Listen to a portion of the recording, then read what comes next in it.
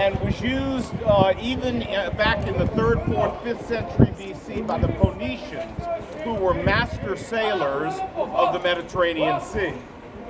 Where you are sitting today is actually from the Roman period, actually the time where the Lord Jesus Christ lived, but this was not built by the Romans that where you're sitting. It was actually built by a fellow named Herod the Great. You're going to hear a lot about Herod the Great while you're over here because he made a lasting and dramatic impact on the Holy Land at the time of Christ. Herod the Great was not Jewish. He was actually from Edom, E-D-O-M. You've read that in the Bible, right? He was an Edomite, and he was a good friend of a fellow named Octavian. Octavian was the nephew of Julius Caesar. Julius Caesar was killed by who? Brutus. Do some of you guys know your Shakespeare? Yeah? Et tu, Brute? That's the total amount I remember from Shakespeare.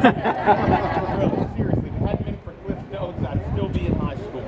So, listen, they didn't want Caesar, Brutus didn't, and Cassius didn't want Caesar to be emperor, so they killed him.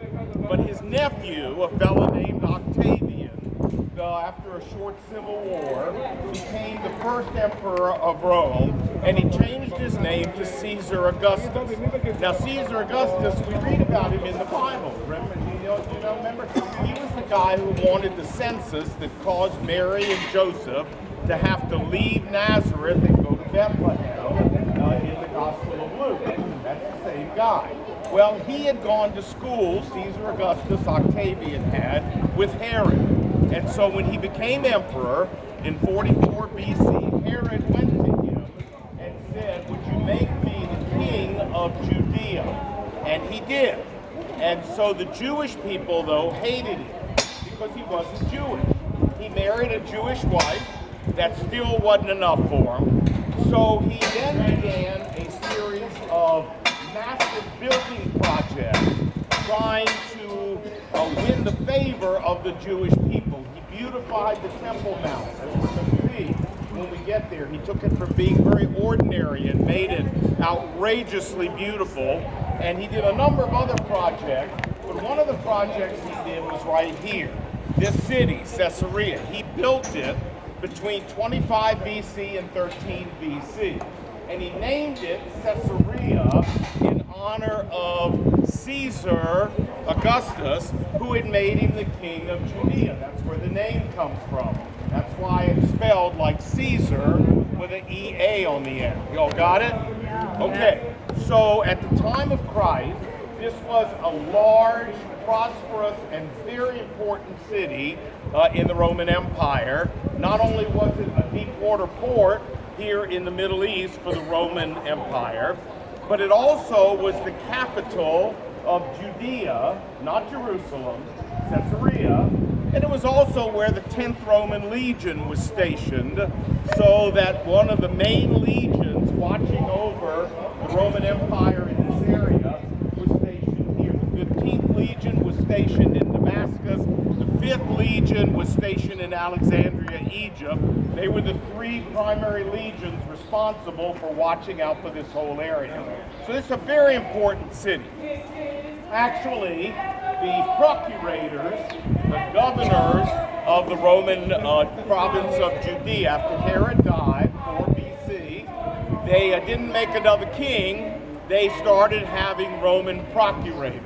And you know the name of one procurator in the Bible. What's his name? Pontius Pilate. That's right. Pontius Pilate was a procurator, and his headquarters was here, not Jerusalem, here in Caesarea.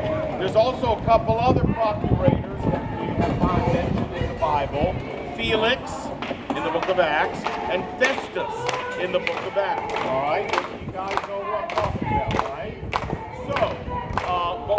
But at the time of Christ, at the time of the crucifixion, Pilate was in Jerusalem, right? Wasn't Pilate in Jerusalem? Yeah, when he condemned Jesus, where was he? Hello, class.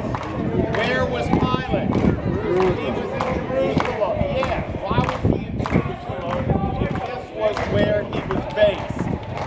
Because during the 3 festival days, Passover, Sukkot, and Shavuot, the Festival of Weeks, the Festival of Tabernacles, and Passover, the procurator would leave here and he would take a section of the Roman army and he'd go up to Jerusalem to make sure that he controlled any violence from happening in Jerusalem. So you guys with me? Yeah. So that's why he was in Jerusalem. That was not his headquarters.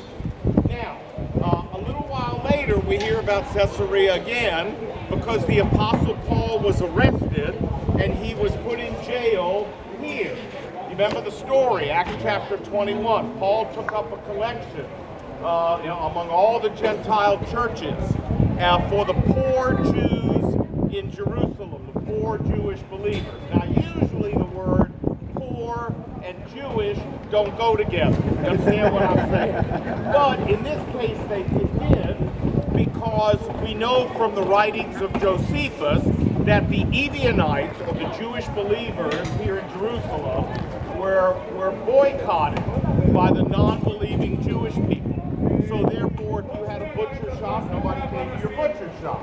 If you were, a plumber, nobody called you for plumbing services. And so they had trouble making a living. Paul, you read about it in the book of Acts, took up an offering, brought it here for them, and in Acts chapter 21, while he was here, he went to the temple to worship, and people there found out it was Paul. And this massive riot broke out, and the Jews were going to kill him. I mean, they were going to literally rip him limb from limb when the Roman army rushed onto the Temple Mount and rescued Paul. And if you remember, the Bible says they had to lift Paul up over their heads and carry him off the Temple Mount because it was such a mob scene that they couldn't walk him off. They had to actually carry him off. Well, after that, he was brought here to Caesarea, and he was here for 2 years in jail. You say, is any of this going anywhere? Yes, it is. Yes, it is. Hold on, we're just about done. And while he was here for those 2 years, first under Felix, a procurator named Felix, and Felix didn't know what to do with him. He gave his testimony to Felix, Acts chapter 25. Felix didn't know what to do with him, so he didn't do anything, left him in jail. Then Felix was replaced by Festus, and when Festus arrived, he had heard about Paul, and so had a fellow named Agrippa. This guy, Herod Agrippa II, was the great-grandson of Herod the Great, and he ruled a little tiny kingdom up around the Sea of Galilee. But he was thoroughly Jewish. He loved the Jewish people.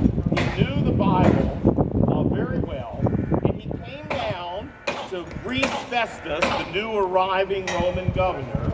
And when he came down here, he said, "Hey, this guy Paul that you got in jail, I would really like to hear this guy out and figure out what in the world he's doing in jail and what this is all about." And so, in Acts chapter 26, we have the scene where King Agrippa, Herod Agrippa II, his wife, and the newly arrived governor, Festus, invite Paul in chains, and say to Paul, "Okay, Paul, tell us your story." And here in Acts chapter 26, I won't read it all to you, the Apostle Paul basically gives his testimony. He says, I persecuted the church. I went around and I put them in jail. He said many a time I went from synagogue to one synagogue to another to have them punished, and I tried to force them to blaspheme. In my obsession against the Christians, I even went to foreign cities to persecute them. What foreign cities is he talking about? Damascus, yes, of course. And then he goes on, and I won't read it all to you, but he tells Agrippa and Festus how the Lord Jesus appeared to him on the road to Damascus, and then he says, "So then, King Agrippa, I was not disobedient to the heavenly vision," meaning, where Christ appeared to him. Y'all with me? Okay, y'all with me? Yeah. Okay, good. First to those in Damascus, then to those in Jerusalem,